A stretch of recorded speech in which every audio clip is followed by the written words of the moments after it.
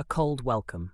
The sun gleamed against the towering glass structure of the Zenith Hotel, its sleek modern design standing proudly among the historic buildings surrounding it. Malcolm Carter, a black man in his late 30s, stepped out of the luxury sedan.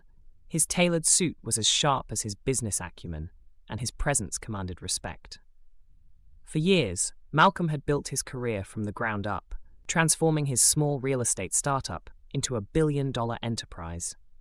Today, he was supposed to enjoy the fruits of his labor, but the moment his polished loafers clicked on the pavement in front of the hotel, a familiar weight settled on his chest.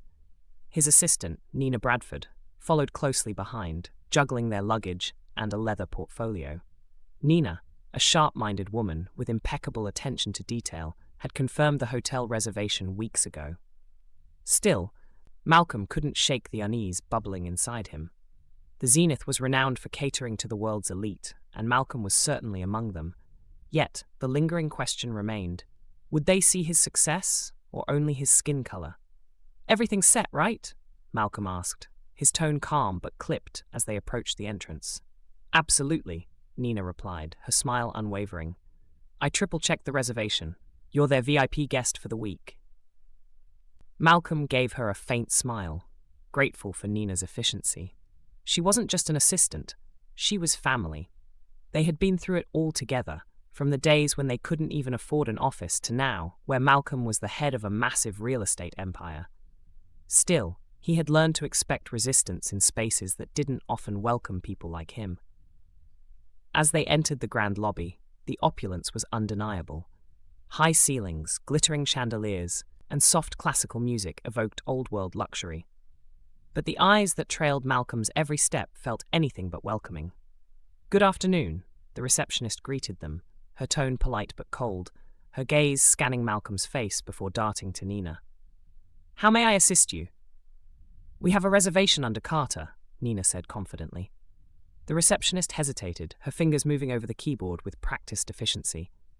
"One moment, please," she muttered, her eyes occasionally darting back to Malcolm. The silence stretched, and Malcolm's stomach tightened. He had been here before. The mix-up, the delay, the sudden lack of availability. It was never about the logistics. It was about the unspoken message that he didn't belong. "I'm not seeing a reservation under that name," the receptionist said, her brows furrowed as she glanced at Malcolm. Nina's posture stiffened, and her voice grew firm. "I confirmed the reservation myself. Please check again." The receptionist fidgeted, picking up the phone and muttering into the receiver. Moments later, a tall, silver-haired man in an immaculate suit approached. His expression was cordial but guarded. "Good afternoon. I'm Henry Turner, the hotel manager. I understand there's an issue with your reservation." Malcolm met his gaze, already sensing the outcome.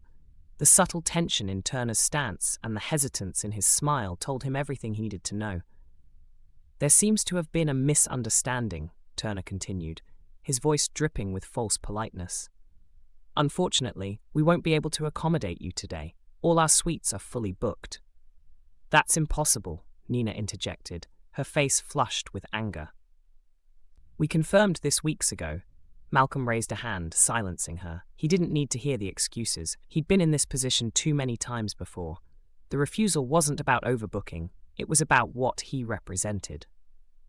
"I see," Malcolm said, his tone calm but icy. "Thank you for your time, Mr. Turner. I'll make other arrangements." Turner blinked, likely expecting an argument, but Malcolm turned and walked out of the hotel without another word.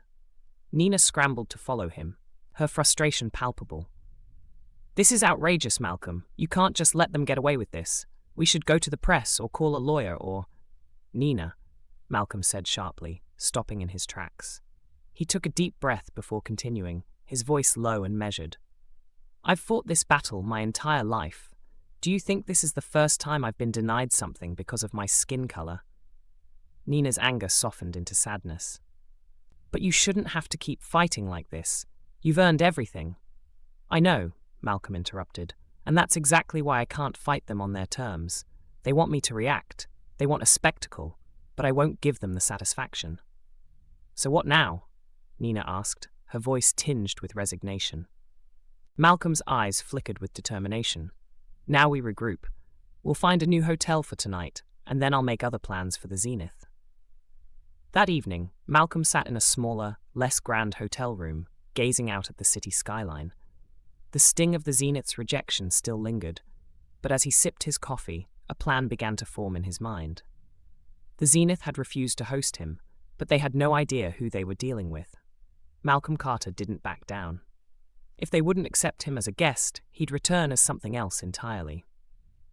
The next morning, Malcolm woke early, his mind already racing with possibilities. He sat at the small desk in his suite, poring over spreadsheets on his laptop. The Zenith had been on his radar for months. Behind its polished facade, the hotel was financially vulnerable, owned by a private investment group that had been quietly struggling to maintain profitability. Malcolm had initially dismissed it as just another potential acquisition for his real estate portfolio. Now, it was personal. Nina walked in, still fuming over the previous day's events. "You're up early," she said, eyeing the documents scattered across the desk. "Are you really going through with this?" Malcolm didn't look up. "I am. The Zenith needs new leadership, and I'm going to give it to them." Nina smirked. "So you're just going to swoop in and buy the hotel out from under them?" "Not quite," Malcolm replied, finally meeting her gaze. "It's a little more complicated than that. The Zenith is owned by a group of investors, but their financials are more precarious than they let on. A few bad quarters, and they'll have no choice but to sell. I don't plan on waiting that long." "And if they don't take the offer?" Nina asked. "They will," Malcolm said confidently. "I'll offer them more than they could get from anyone else, and when they see how much I'm willing to pay, they'll take the deal." Over the next few weeks, Malcolm moved carefully. He enlisted trusted advisors, discreetly approached the Zenith's stakeholders, and began laying the groundwork for the acquisition. His legal team worked tirelessly to draft the necessary contracts, ensuring that once the deal was sealed, Malcolm would have full control over the hotel's operations. When the day of the final negotiation arrived, Malcolm sat in a sleek conference room across from the Zenith's investors. They didn't know him by face, only by reputation. As the contracts were signed, one of the lead investors, Paul Richmond, glanced at Malcolm curiously. "I must say, Mr. Carter," Richmond said, "your offer is unexpectedly generous. What made you so interested in the Zenith?" Malcolm's lips curved into a faint smile. "Let's just say the Zenith has personal significance to me." The investors exchanged puzzled looks, but none pressed further. They had no idea about the incident at the front desk or the manager who had dismissed Malcolm weeks earlier. They didn't know that the man sitting across from them had walked out of their hotel with his head held high after being told he didn't belong. That evening, Malcolm stood in the Zenith's grand lobby once again, but this time, everything was different. He wasn't here as an unwelcome guest. He was here as the rightful owner. Nina stood beside him, her grin almost mischievous. "You ready for this?" she asked. Malcolm adjusted his jacket. "I've never been more ready." As they approached the front desk, the same receptionist who had denied him weeks earlier looked up. Her face paled as recognition dawned. Malcolm met her gaze, his expression calm but unyielding. "Good morning," the receptionist stammered. "Welcome to the Zenith. How may I assist you today?" Malcolm smiled faintly. "I'm not here for a reservation. I'm here as the new owner." The receptionist's face turned ghostly white, but Malcolm didn't linger to watch her squirm. He turned on his heel and headed for the elevator. Nina chuckled as they stepped inside. "Did you see her face?" she whispered. "I think she's going to need a new job after today." Malcolm smirked but remained focused. "She's just one piece of the puzzle. The real work starts now." Over the following months, Malcolm implemented sweeping changes at the Zenith. He overhauled the staff policies, brought in diversity and inclusion experts, and replaced key management positions with people who shared his vision.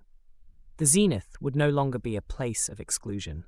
It would become a symbol of progress. The transformation didn't go unnoticed. Media outlets praised Malcolm's leadership, and guests from all backgrounds began flocking to the hotel. For Malcolm, it wasn't just about proving a point. It was about creating a space where everyone felt like they belonged. One evening, as Malcolm stood in his office overlooking the city, Nina walked in with a wide grin. "You're not going to believe this," she said, holding up her phone. The headline on the screen read, Business titan Malcolm Carter transforms Zenith Hotel into a beacon of inclusivity. Malcolm smiled, but his expression remained thoughtful. "It's a good start," he said quietly, "but there's still so much more to do." Nina laughed. "Of course there is, but take a moment to celebrate this win, okay? You've earned it." Malcolm nodded, allowing himself a brief moment of satisfaction. The Zenith had once symbolized everything he had fought against. Now, under his leadership, it was becoming a beacon of hope. But he knew the fight for change was never over. As Malcolm gazed out at the city skyline, a sense of purpose filled him. Every step forward was a victory, and he was just getting started.